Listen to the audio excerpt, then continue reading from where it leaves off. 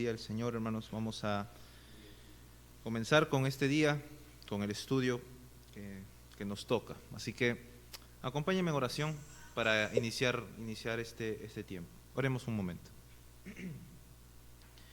Señor, te agradecemos, Señor, por tu misericordia, tu fidelidad, por tu amor, tu paciencia, Señor. Gracias, Señor, por todo lo que nos provees a pesar de nuestros pecados, Señor. Te pedimos que nos perdones, que nos limpies de nuestra maldad, Señor. Ayúdanos, por favor. Ayúdanos a obedecerte, a someternos a tu voluntad. Señor, ayúdanos, te lo pedimos. Y bendice este tiempo, Señor, que vamos a estar juntos para aprender de tu palabra. Danos sabiduría, ilumina nuestras mentes, Señor. Danos certeza, danos seguridad en lo que creemos, Señor. Y que esta enseñanza sea de edificación para la iglesia. Te lo pedimos, Señor, en el nombre de nuestro Señor Jesucristo. Amén. Hermanos, acompáñenme al libro de Primera de Corintios, capítulo 12. Primera de Corintios, capítulo 12.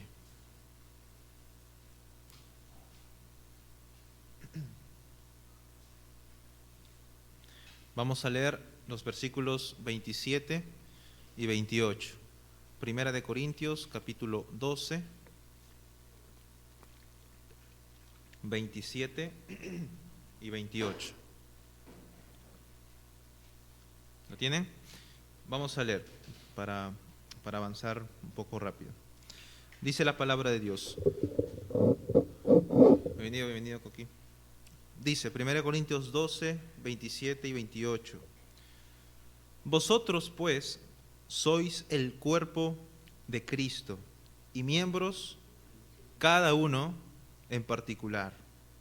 Y a unos, este es el texto principal, y a unos puso Dios en la iglesia, primeramente apóstoles, luego profetas, lo tercero maestros, luego los que hacen milagros, después los que sanan, los que ayudan, los que administran, los que tienen don de lenguas. En unos momentos vamos a considerar este versículo. Pero hermanos, las semanas anteriores, o todas estas semanas, estamos considerando la doctrina del cesacionismo, ¿no? A ver, hermanos, ¿qué significa esta doctrina o qué enseña esta doctrina del cesacionismo?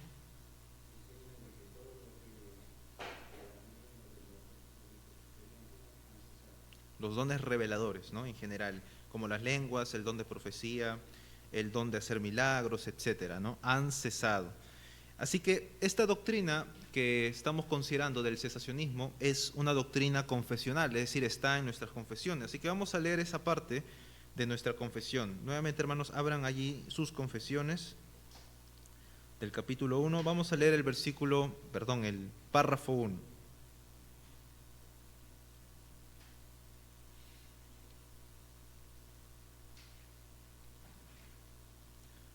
Dice, las Sagradas Escrituras constituyen la única regla suficiente, segura e infalible de todo conocimiento, fe y obediencia salvadores. Aunque la luz de la naturaleza y las obras de la creación y de la providencia manifiestan de tal manera la bondad, sabiduría y poder de Dios que dejan a los hombres sin excusa, no obstante, no son suficientes para dar el conocimiento de Dios y de su voluntad que es necesario para la salvación. Por lo tanto, agradó al Señor en distintas épocas y de diversas maneras revelarse a sí mismo y declarar su voluntad a su iglesia, y posteriormente, para preservar y propagar mejor la verdad, y para un establecimiento y consuelo más seguros de la iglesia contra la corrupción de la carne y la malicia de Satanás y del mundo, le agradó poner por escrito esa revelación en su totalidad, lo cual hace a las Santas Escrituras muy necesarias, habiendo cesado ya las maneras anteriores por las cuales Dios revelaba su voluntad a su pueblo. ¿Bien? Esta cláusula última es lo que nosotros creemos que es la doctrina del cesacionismo. Y estas semanas, hermanos, estamos considerando 6 argumentos a favor del cesacionismo, 6 argumentos. Hasta ahora hemos ya dado dos argumentos. El primer argumento, recuerdan, fue la naturaleza pactual de la revelación especial. Decíamos que la revelación especial acompaña al establecimiento de un pacto, ¿no? Se presentó en Adán, se presentó en Noé, se presentó en Abraham y en toda en Isaac, Jacob, José. Luego de 400 años nuevamente se presenta con Moisés y así, ¿no es cierto? Dijimos entonces que la revelación especial no es plano, sino es como una especie de montañas, ¿no? Hay picos donde la revelación especial se hace evidente al pueblo y es justo en el momento que Dios está estableciendo un pacto.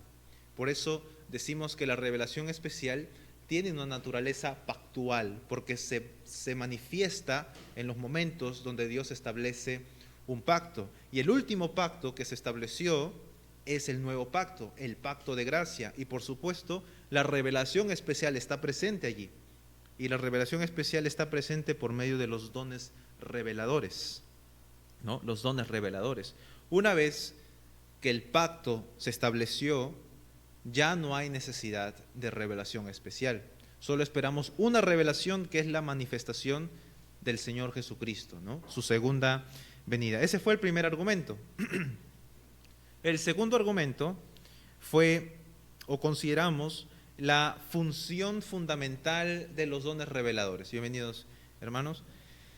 Consideramos las funciones de cada don en particular, ¿no? Y hablamos allí primero de los apóstoles, luego los profetas o el don de profecía, luego las lenguas y finalmente los milagros. Por medio de contemplar la función particular de cada don, nos damos cuenta que hoy por hoy ya no hay necesidad ni de apóstoles, ni de profetas, ni de lenguas, ni del don milagroso, el don de hacer milagros. El día de hoy he considerado solamente el tercer y cuarto argumento. Vamos a considerar entonces el tercer argumento a favor del cesacionismo. Este argumento es presentado por el pastor Sam Waldron en su libro pequeño, no sé si han visto un libro pequeño que se titula Continuará, como una especie de pregunta. No sé si hay ahí, pero está gratis en internet y también se puede pedir. Voy a ver si lo pedimos. Pero ese libro pequeño se llama Continuará, y allí el pastor Sam Waldron da una explicación a favor del cesacionismo, y él utiliza un argumento llamado el argumento de la cascada. El argumento de la cascada. Preguntémonos primero, ¿qué es una cascada? Una cascada básicamente es como una especie de catarata, ¿no? Una especie de catarata, donde el agua, ¿no?, fluye desde un punto alto hacia abajo. Pero ahora, pensemos por un momento, si ponemos un muro allí al punto más alto del agua, nada de lo que caía va a caer. ¿Por qué? Básicamente todo lo que vierte hacia abajo fluye de lo primero que está por arriba, del agua que fluye de arriba. Entonces vamos a considerar brevemente este argumento de la cascada. Decíamos que una cascada es una catarata donde el agua fluye desde un punto alto hacia abajo. Si la fuente de agua por algún motivo se corta, todo el flujo de agua que desciende y depende de ella también se detiene, ¿no? También se detiene. De la misma manera, y este es el punto crucial de este argumento. Este argumento enseña, hermanos, que existe un don fundacional del cual todos los demás dones dependen de este don, ¿no? De este don. Nuevamente, hay un don fundacional, un don principal que luego vamos a considerar cuál es. Hay un don principal, un don fundacional del cual hace o fluyen todos los demás dones. Un don fundacional del cual todos los demás dones fluyen, ¿no es cierto? Si el don que está arriba, el don principal, cesa, automáticamente todos los dones que dependían de este también cesan, ¿no? También cesan. La pregunta principal que debemos hacer a este argumento es, ¿cuál es ese don fundacional del cual todos los demás dependen y fluyen de este? Bueno, este don es el don u oficio de apóstol. El don fundacional es el oficio o es el don de apóstol. Hermanos, de este don dependen los otros dones. Los otros dones. Y aquí vamos a considerar allí, va a aparecer en la pantalla una ilustración que está dentro del libro del pastor Sam Waldron, que es el argumento de la cascada. ¿Qué notan en la cima?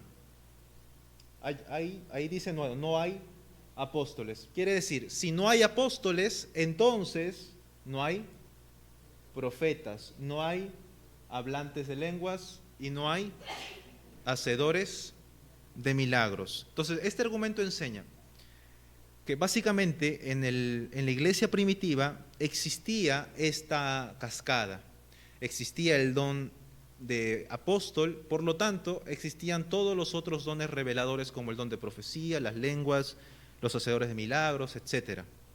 Una vez que no hay apóstoles, se cerró o cesó el don, como una especie de cascada, todos los otros dones que fluyen de este también cesan, también han cesado. Esto es básicamente lo que enseña este argumento. Y cuando presentamos entonces este argumento de la cascada, hermanos, indirectamente también estamos afirmando algo muy importante. Estamos diciendo que todos los dones, por ejemplo, el don de profetas o el don de profecía, perdón, los hablantes de lenguas, no funcionan, hermanos, o no tienen una importancia individual. No funcionan de manera aleatoria, sin ningún tipo de propósito para el cual funcionan, sino como vimos en el segundo argumento, hermanos, cada don tiene una razón de ser para existir, tiene una razón de ser. No es dado como, por ejemplo, el don de servicio, el don de enseñanza, que se da para la edificación de la iglesia en cualquier momento. Estos dones reveladores tienen una función especial y, como dijimos en el primer argumento, acompañan al establecimiento del pacto, ¿no? Acompañan al establecimiento del pacto. Por lo tanto, todos estos dones, como el don de profecía, las lenguas, los hacedores de milagros, están vigentes mientras que el don de apóstol está vigente. Ahora, ¿de dónde sacamos este argumento? Vamos nuevamente a 1 Corintios 12, el texto que leímos al inicio. Y quiero que noten el orden de los dones que Pablo utiliza, pero quiero que noten las palabras exactamente. 1 Corintios capítulo 12, versículo 28. ¿Habrá un orden en los dones? Vamos a ver. 1 Corintios 12, 28. Dice, noten las palabras que resalto, ¿ya?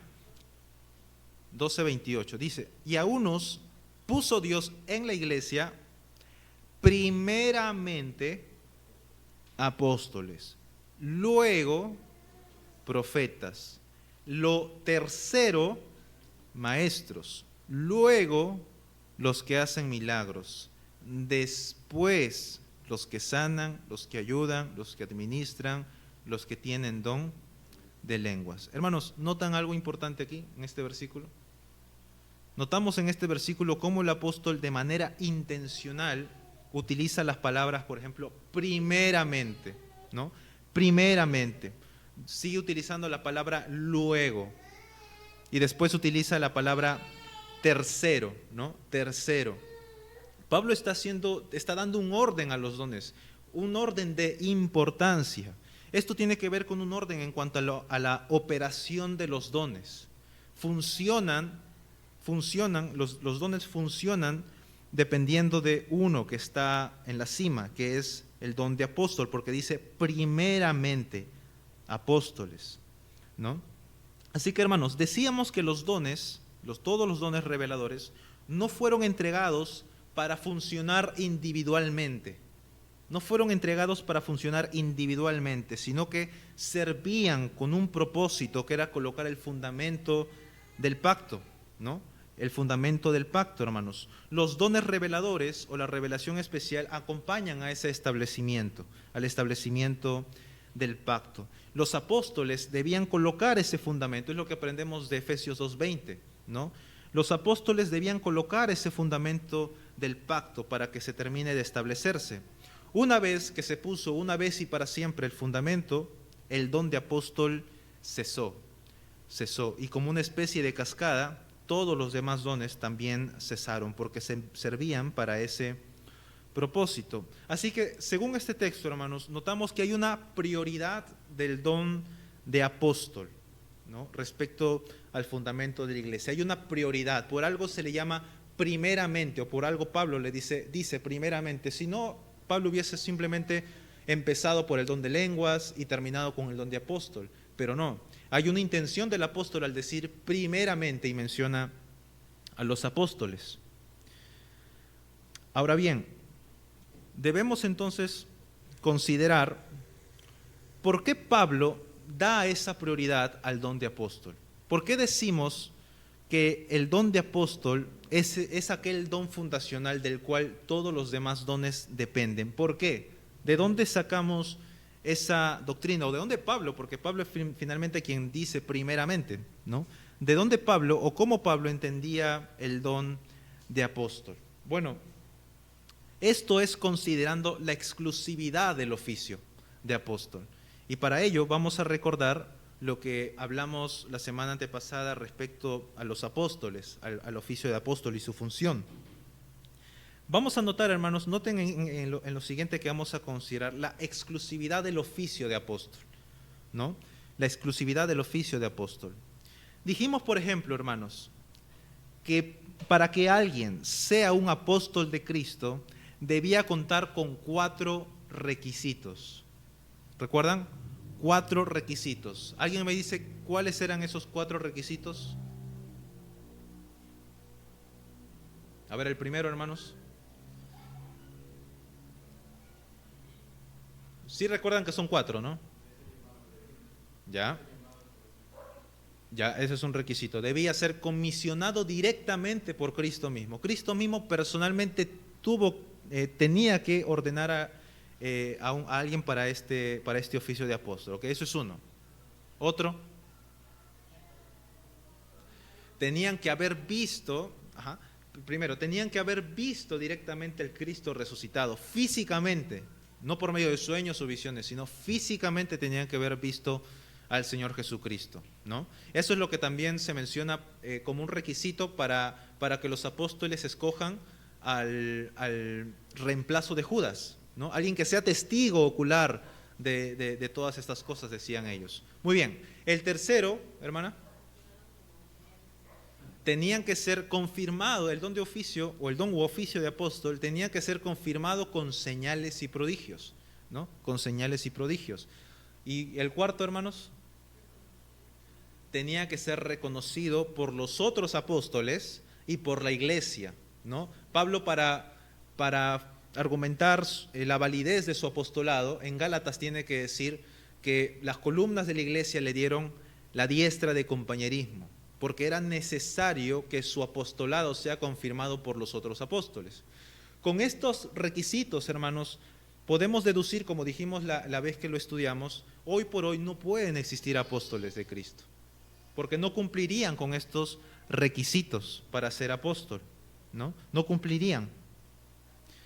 Así que, hermanos, estos requisitos son únicos e irrepetibles, ¿no? Nadie hoy por hoy puede reclamar el título de ser apóstol de Cristo. Pero ahora preguntémonos, ¿por qué yo doy a colación este punto de los requisitos? Preguntemos. Hermanos, ¿vemos en la Escritura requisitos para que alguien sea un profeta en el Nuevo Testamento? No hay. ¿Vemos requisitos para que alguien hable en lenguas o tenga el don de lenguas? ¿Para que alguien haga milagros? No lo encontramos en la Biblia. No hay requisitos para que alguien pueda tener estos dones. Así que hay una prioridad y particularidad principal en el don de apóstol que no se le da a los otros dones. Por algo Pablo le dice primeramente, ¿no? Por algo Pablo llama a este don o le da el orden de primeramente, porque los requisitos o la exclusividad del apóstol era única. Los otros dones no tenían esa exclusividad que un apóstol. No tenían esa exclusividad que un apóstol. Entonces, hermanos, esto fortalece nuestro argumento de la cascada. Si primeramente no está el don, si cesó el don de apóstol, necesariamente todos los otros dones también tienen que cesar, ¿no? Tienen que cesar, porque si no está el principal, los otros dones no pueden estar presentes. Así que esto es considerando solamente los requisitos. Pero por otro lado, hermanos, sabemos también de la prioridad del don de apóstol por su autoridad única que ellos tenían. Autoridad única que fue derivada directamente por el Señor Jesús. Acompáñeme a Juan capítulo 13, versículo 20. Juan capítulo 13, versículo 20. Sí, 13. Juan 13.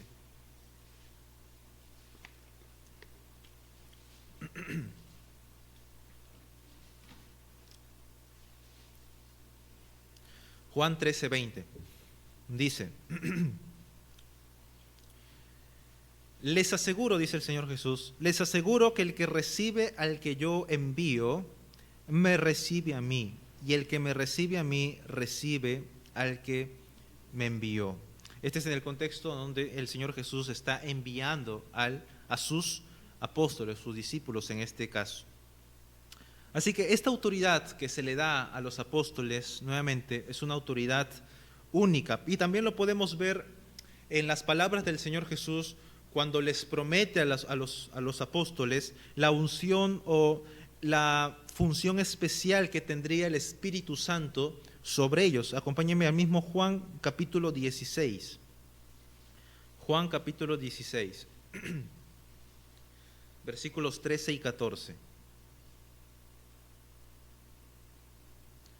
Dice, pero cuando Él, está hablando del Señor Jesús y habla del Espíritu Santo, pero cuando Él, el Espíritu de verdad, venga a los apóstoles, os guiará a toda la verdad, porque no hablará por su propia cuenta, sino que hablará todo lo que oiga y os hará saber, a los apóstoles, hará saber lo que habrá de venir. Él me glorificará, porque tomará de lo mío y os lo hará saber. Me glorificará porque tomará lo que es mío y te lo declarará.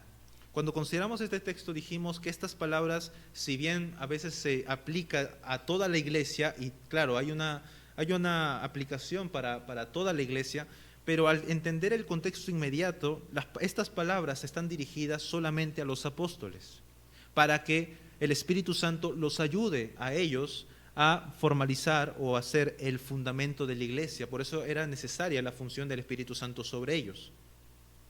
Así que aquí, hermanos, el Señor Jesús concede su autoridad única y las entrega de manera irrepetible a sus apóstoles. Por ejemplo, hermanos, ¿la autoridad de un pastor es la misma autoridad que la de un apóstol? No, es muy diferente. El pastor debe predicar, debe explicar y aplicar el fundamento, ¿no? Es decir, la palabra escrita. Él no trae revelaciones. Él explica y aplica y expande, digamos, podemos decir, esta palabra de Dios que ya está escrita. Y además, la autoridad del pastor está sometida a la palabra de Dios. Pero también la autoridad de un pastor está solamente sobre su iglesia local. Sobre su iglesia local, no está sobre otras iglesias. Pero un apóstol o la autoridad única de un apóstol es diferente. Ellos revelaban los misterios de Cristo a la iglesia, misterios que ellos no tenían en mano, ¿no? Ellos revelaban los misterios de Cristo a la iglesia. Y su autoridad, aunque también era una autoridad delegada, no tenían una autoridad independiente, sino también tenían una autoridad delegada o derivada. Su autoridad es única, hermanos, porque fueron quienes revelaron las doctrinas cristianas, ¿no? Las doctrinas de Cristo, para dejarnos el fundamento. Y además, la autoridad de los apóstoles se extendía sobre todas las iglesias. Sobre todas las iglesias. Esta autoridad es única, hermanos, y hoy nadie tiene esa autoridad. Nadie tiene esa autoridad. ¿Por qué creen que para los católicos romanos el Papa tiene autoridad sobre todas las iglesias? Porque ellos consideran al Papa como el sucesor apostólico o el sucesor de Pedro. Ellos consideran a Pedro que fue el principal apóstol. Nosotros no lo creemos tanto así, pero ellos toman a la autoridad papal o la autoridad del Papa sobre todas las iglesias porque lo consideran a él el reemplazo de los apóstoles. Nosotros decimos no hay reemplazo de los apóstoles, no hay autoridad apostólica hoy en día. La única autoridad es la de los pastores y no es la misma. Si bien es cierto, tienen una autoridad, hay una línea que continúa de los apóstoles a los pastores, pero no tienen la misma autoridad sobre todas las iglesias. Tienen una autoridad sobre sus propias iglesias y una autoridad derivada de la palabra de Dios. Los católicos romanos consideran al Papa infalible en cuanto a doctrina. Los pastores no son infalibles. ¿Por qué se les considera al Papa infalible? Porque nuevamente ellos consideran el sucesor de los apóstoles. El pastor no tiene esa autoridad. Así que, en conclusión, los apóstoles tenían una autoridad única y una autoridad irrepetible. Así que pregunto, hermanos, ¿vemos en la Escritura esta autoridad única de ordenar a las iglesias, etcétera? Vemos esta autoridad única derivada también de Cristo hacia ellos mismos, hacia ellos, en el don de profecía, por ejemplo, o en el don de lenguas. Dios le da autoridad única a los habladores en lenguas, a los hacedores de milagros, a los profetas del Nuevo Testamento. No. Esta autoridad, estas palabras, cuando el Señor les dice, les aseguro que el que le recibe a ustedes, a mí me recibe, no lo dice sobre los profetas, no lo dice sobre los habladores de milagros, lo dice directamente por los apóstoles. Por lo tanto, nuevamente, esto fortalece el hecho de que los apóstoles tienen o el don de apóstol tiene una importancia primaria sobre todos los demás dones reveladores. En conclusión, hermanos, en conclusión de este argumento, al ser entonces el don de apóstol, el don de apóstol de Cristo, el don principal, el don primario, como dice el apóstol Pablo, y al notar que por sus requisitos y por su autoridad única, que este don es principal, entonces debemos concluir que al cesar el don de apóstol, con la muerte del último de ellos y con la revelación última que es el libro de Apocalipsis, necesariamente todos los otros dones que fluían como una especie de cascada, necesariamente también tienen que cesar. Tienen que cesar. Este es el argumento de la cascada, hermanos. Este es el argumento de la cascada. Vamos a pasar finalmente ahora al cuarto argumento. El cuarto argumento es la suficiencia de la revelación de Cristo. La suficiencia de la revelación de Cristo. Vamos a considerar entonces por qué es suficiente la revelación del Señor Jesucristo para afirmar que los dones reveladores han cesado. Para ello, hermanos, debemos recordar sobre lo que dijimos de la revelación encarnada, ¿no? ¿Recuerdan los 4 medios de la revelación especial? Hablamos de la revelación encarnada. Esta revelación encarnada creemos que, básicamente lo que la Biblia enseña es que es Cristo mismo revelando a Dios mismo, ¿no? Cristo mismo revelando a Dios porque Él es básicamente Dios. Él es quien da a conocer al Padre, ¿no? De manera plena y definitiva. Juan 1:18 decía, a Dios nadie lo vio jamás, el unigénito Hijo que está en el seno del Padre, Él le ha dado a conocer. Y el autor de Hebreos, capítulo 1, verso 1 y 2, decía, Dios habiendo hablado muchas veces y de muchas maneras en otro tiempo a los padres por los profetas, en estos postreros días nos ha hablado por el Hijo. Hermanos, toda la revelación anterior, toda la revelación del antiguo pacto, con promesas, con tipos, con sombras, apuntaba a una obra y una revelación suficiente, y era la llegada del Mesías, ¿no? Era la llegada del Mesías. Hebreos afirma que, que Dios habló por último en la persona de su Hijo, pero esto nos lleva a una pregunta. Hermanos, si Cristo es la revelación final de Dios, si Cristo es la revelación final de Dios, ¿por qué tenemos necesidad de apóstoles? ¿Por qué tenemos necesidad de profetas y de otros dones reveladores? Si la revelación de Cristo es suficiente, si la revelación encarnada es suficiente, ¿por qué es necesario los otros dones, como los apóstoles, los profetas, etcétera? Aquí debemos considerar cuál fue el contenido de los apóstoles? ¿Cuál fue el contenido de sus palabras de los profetas? Hermanos, debemos entender algo importante. Los apóstoles y los demás dones no añadieron nueva revelación adicional a la revelación de Cristo. No añadieron nueva revelación adicional a la revelación de Cristo, sino que todos ellos fueron comisionados para testificar la revelación de Cristo. Básicamente el argumento enseña que los apóstoles, los profetas y todos los demás dones son una extensión de la revelación de Cristo. Ellos no añadieron nuevas revelaciones en el sentido absoluto, sino que, si bien es cierto, revelaban nuevos misterios a la iglesia, pero esos misterios son la revelación de Cristo. Son la revelación de Cristo. Si dice entonces, noten lo que el pastor Taylor Walls escribe, noten estas palabras, dice: la revelación de Cristo, dice, era tan gloriosa, o podemos llamar tan amplia, tan abundante, que Cristo comisionó a sus representantes oficiales, o sea, sus apóstoles, y a otros profetas para ser los expositores y proclamadores oficiales de su revelación. Debido a la obra del Espíritu dada por Él en sus apóstoles y profetas, la revelación final de Cristo es registrada y transmitida por medio de ellos. Es explicada, interpretada, propagada y aplicada por medio de ellos. ¿Qué se dice de esto que está diciendo el pastor Taylor? Él está diciendo que la revelación final de Cristo, esta revelación encarnada, es muy gloriosa, es decir, es muy abundante, es muy amplia, muy vasta en cuanto a cantidad de contenido, y que por esa razón Dios comisionó a representantes oficiales para que la transmitan de manera completa, para que la propaguen, para que la expliquen y la apliquen, esta revelación abundante a la iglesia, ¿no? A la iglesia. Joel Vicky decía que el Señor Jesucristo, después de su ascensión, siguió hablando a la iglesia sus misterios, pero por medio de los apóstoles y los otros dones reveladores, ¿no? Los otros dones reveladores. Ahora, noten lo que dice Hebreos capítulo 2. Acompáñenme a Hebreos capítulo 2, versículos 3 y 4.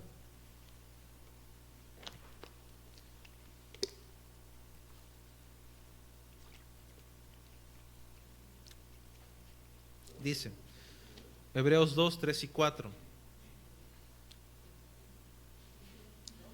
2, 3 y 4.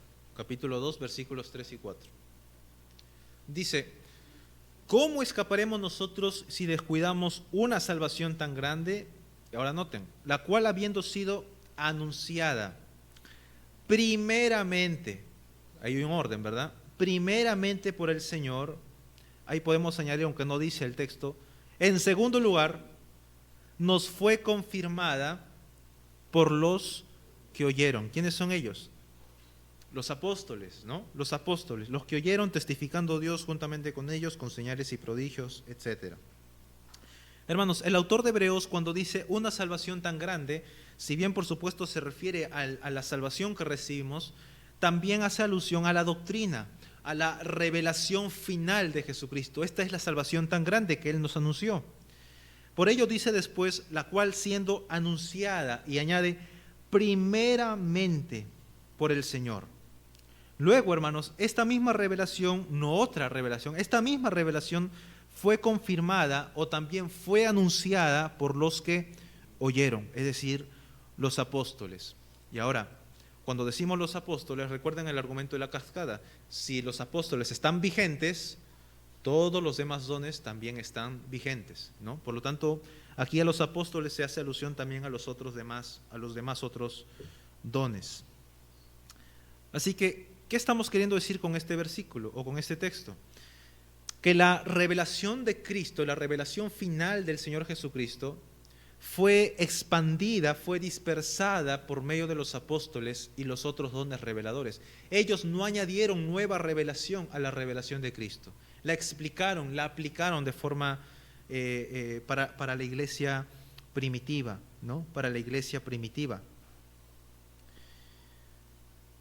Pero para explicar mejor esto, hermanos, esto que este argumento de la suficiencia de la revelación final de Cristo, el pastor Taylor nos provee una ilustración. Esta ilustración es la de la rotura de una presa. ¿Qué es una presa? Una presa es un muro inmenso, ¿no? Un muro inmenso que cuida miles de millones de metros cúbicos de agua, ¿no es cierto? Esa es una presa. Digamos que esa agua abundante, esos miles de millones de metros cúbicos de agua, esa abundante agua que conserva la presa es la revelación final de Cristo, así, tan gloriosa, tan abundante, ¿no? Ahora, imaginemos que esa presa se rompe, ¿no?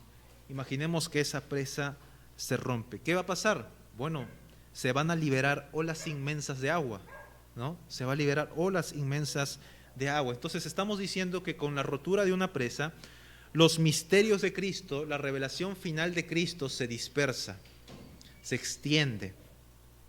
Entonces el pastor Taylor dice lo siguiente, dice, la revelación final de Cristo es como la rotura de una presa. Cristo trajo, dice, un glorioso y supremo diluvio de redención, bendición espiritual y de conocimiento de Dios.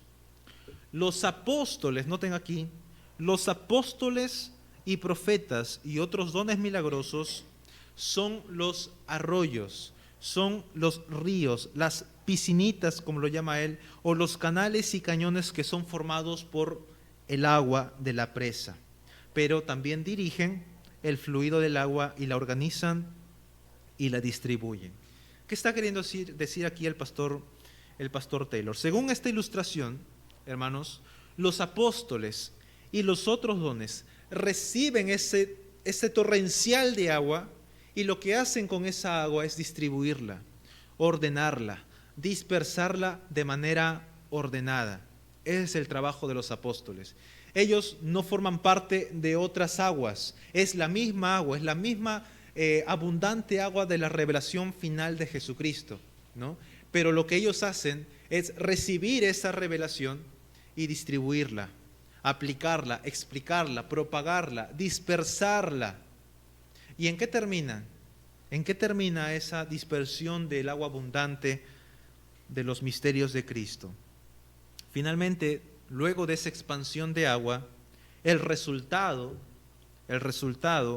son enormes lagos que permanecen fijos. Después de esa rotura de la presa, al ser el agua dispersada por medio de ríos, canales, donde los apóstoles no dirigen los misterios de Cristo, finalmente todo ello culmina en lagos inmensos de agua. Esos lagos, un lago por definición queda quieto, ¿no? No sigue el fluido, sino que es agua allí que queda finalmente fija. Estos lagos son inamovibles, pero también son lagos inmensos. Esto, que es el final del fluido del agua de la presa, es el depósito de la iglesia o es el fundamento de la iglesia. Entonces, ¿en qué terminan todo lo que hacen los apóstoles con el agua de la presa? En un lago inmenso que nosotros podemos llamar el fundamento de la iglesia, las doctrinas cristianas. Las doctrinas cristianas. Pero también hay otro lago inmenso, como lo llama el pastor Taylor, hay otro lago inmenso que es una iglesia establecida, una iglesia ya ordenada. Por ejemplo, yo pregunto, ¿quién establecía pastores y maestros en las iglesias, en la iglesia primitiva? ¿Quién establecía pastores? Los apóstoles, ¿no? ¿Quién se encargaba de enseñar la administración del bautismo y la cena del Señor en las iglesias? Los apóstoles. Ellos dejaron, hermanos, una iglesia bien ordenada, una iglesia bien establecida. Dejaron pastores y dejaron las ordenanzas para que luego estas iglesias ya de manera independiente puedan crecer con todo el fundamento ya terminado, con las doctrinas cristianas y un orden eclesiástico, ¿no? Entonces el pastor Taylor termina la ilustración diciendo lo siguiente. Por lo tanto, dice, vemos estos tres puntos clave. está la rotura de una presa, la venida de Cristo, el diluvio torrencial de bendición y del conocimiento de Dios. Segundo, tenemos el ministerio de los apóstoles y profetas, habladores de lenguas, hacedores de milagros. Ellos testifican, ellos interpretan y dispersan el torrencial de agua que cayó sobre ellos. Y tercero, está la calma de estos lagos enormes, formados por la dirección de los ríos y los canales de agua. En conclusión, hermanos, para seguir con esta ilustración, de esas aguas que descendieron en la rotura de la presa, de esas aguas, hermanos, ya no hay nuevos ríos, ya no hay nuevos canales, ya no hay nuevos arroyos que estén dirigiendo nuevas revelaciones, nuevos misterios. No, ya no existen, ya no existen. ¿Y dónde terminó la ilustración? La ilustración termina con la formación de esos lagos inmensos, ¿no?, que permanecen quietos. Ese es el fundamento de la iglesia, hermanos, y no hay otros fundamentos. Ya no hay nuevos apóstoles que dirigen aguas y que están formando otros ríos o están formando otros lagos. Una vez que la revelación de Cristo descendió sobre los apóstoles, podemos llamarlo así, ya no hay más personas que dirijan esas aguas. Las aguas ya cayeron y las aguas ya están en forma de lagos inmensos, que es el fundamento de la iglesia, y una iglesia bien establecida. Entonces, los dones reveladores ayudaron a la iglesia primitiva en recibir y anunciar el depósito de la verdad de Cristo y su salvación. Esa verdad quedó asegurada y quedó extendida a todas las naciones por medio de las Escrituras. Por medio de las Escrituras. Ese lago inmenso es el fundamento de la iglesia. Para nosotros es la palabra de Dios. Por lo tanto, no hay nuevos ríos que hagan una nueva Biblia. Ya no hay nuevos ríos, nuevos canales que hagan un nuevo fundamento. Ya está hecho. Las aguas del diluvio torrencial de la revelación final de Cristo está en lagos enormes, en lagos fijos. Eso es el fundamento de la iglesia. Ya no hay nuevos ríos. Por eso, hermanos, al ser las Escrituras la revelación final de Cristo, este libro que tenemos en nuestras manos es suficiente para nosotros. Por ello el argumento se llama la suficiencia de la revelación de Cristo. Para nosotros es suficiente esta palabra porque el fundamento ya está terminado. No existe hoy por hoy ninguna persona que asuma el rol de nuevas revelaciones porque el fundamento ya está hecho. Hasta aquí, hermanos, hemos terminado. ¿Alguna pregunta, de repente algo que quisiera que explique mejor antes de orar? El primer argumento que tomamos hoy fue el argumento de la cascada y el segundo argumento fue la suficiencia de la revelación de Cristo. ¿Alguna pregunta, hermanos? ¿Está claro? ¿Sí o no, hermanos? Porque luego van a exponer. De hecho, voy a mandarlos ahora mismo las instrucciones de las exposiciones antes de orar. Les acabo de mandar un PDF a sus celulares, en su WhatsApp, y les explico brevemente. Las exposiciones no va a ser esta semana porque nos falta terminar con los 6 argumentos. Va a ser la próxima semana. La fecha es el día 15 de febrero. ¿Ya? Para el 15 de febrero van a haber exposiciones. Les resumo básicamente en qué consiste. Las exposiciones se van a realizar el 15 de febrero del 2026. ¿Quién va a faltar?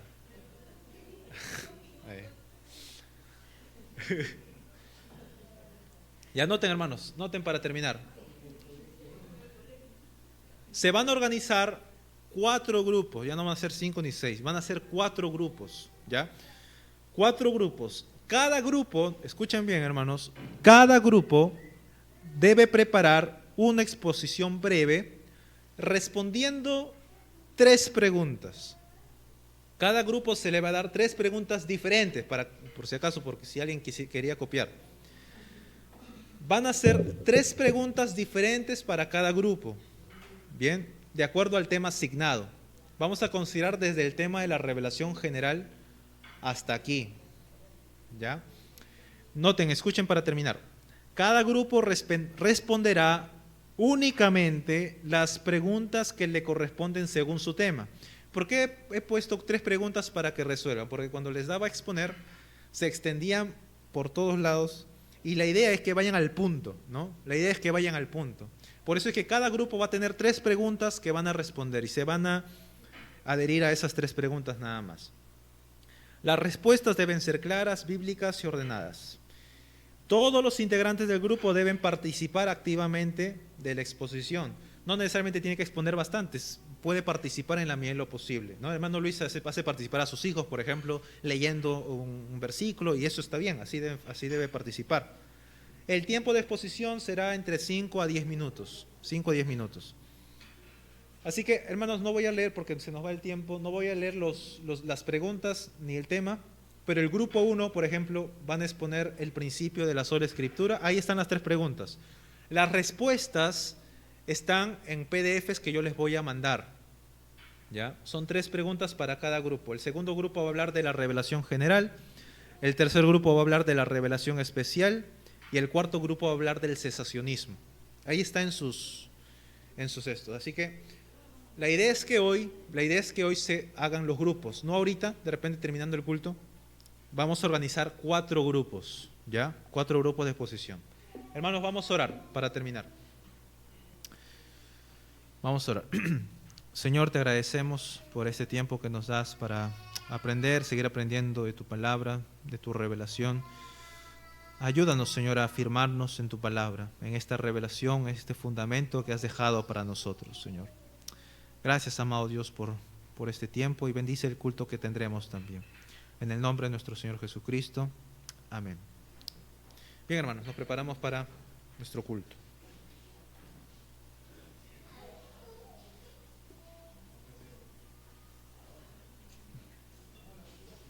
Son 2 semanas, hermanos, ¿eh?